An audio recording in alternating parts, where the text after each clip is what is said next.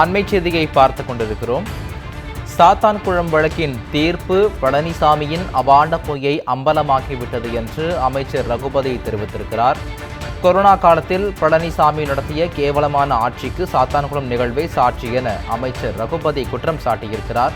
மேலும் உடல்நலக்குறைவால் தான் தந்தையும் மகனும் உயிரிழந்தனர் என்று பழனிசாமி சொன்ன அபாண்ட பொய்யை வெட்ட வெளிச்சமாக்கிவிட்டது தீர்ப்பு என்றும், பொய் சொல்லி குற்றவாளிகளை காப்பாற்ற முயன்ற எடப்பாடி பழனிசாமி பகிரங்க மன்னிப்பு கேட்க வேண்டும் என்றும் அமைச்சர் ரகுபதி வலியுறுத்தியிருக்கிறார். மேலும் சாத்தான்குளம் சம்பவத்தை இரட்டை படுகொலை என கூறி காவல்துறையினர் மீது கொலை வழக்கு பதிவு செய்ய வலியுறுத்தினார் அன்றைய எதிர்க்கட்சித் தலைவர் மு.க.ஸ்டாலின் என்று குறிப்பிட்டிருக்கிறார். அண்மை செய்தியாக பார்த்து கொண்டிருக்கிறோம்.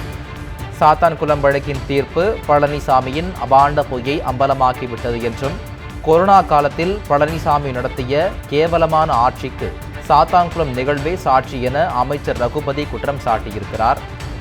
உடல்நலக் குறைவால் தான் தந்தையும் மகனும் உயிரிழந்தனர் என்று பழனிசாமி சொன்ன அபாண்ட பொய்யை வெட்ட வெளிச்சமாக்கிவிட்டது தீர்ப்பு என்றும், பொய் சொல்லி குற்றவாளிகளை காப்பாற்ற முயன்ற எடப்பாடி பழனிசாமி பகிரங்க மன்னிப்பு கேட்க வேண்டும் என்றும் அமைச்சர் ரகுபதி வலியுறுத்தியிருக்கிறார். சாத்தான்குளம் சம்பவத்தை இரட்டை படுகொலை என கூறி காவல்துறையினர் மீது கொலை வழக்கு பதிவு செய்ய வலியுறுத்தினார் அன்றைய எதிர்க்கட்சித் தலைவர் மு.க.ஸ்டாலின் என்றும், பாதிக்கப்பட்ட குடும்பத்திற்கு தேவையான அனைத்து சட்ட உதவிகளையும் திமுக வழங்கும் என்று திமுக தலைவர் உறுதியளித்தார்.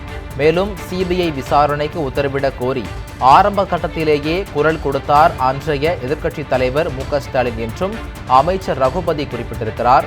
ஜெயராஜ் பென்னிங்ஸ் குடும்பத்தினருக்கு திமுக சார்பில் ரூபாய் 25 லட்சம் நிதியுதவி வழங்கப்பட்டது என்றும் அமைச்சர் ரகுபதி குறிப்பிட்டிருக்கிறார். அண்மை செய்தியாக பார்த்துக் கொண்டிருக்கிறோம்.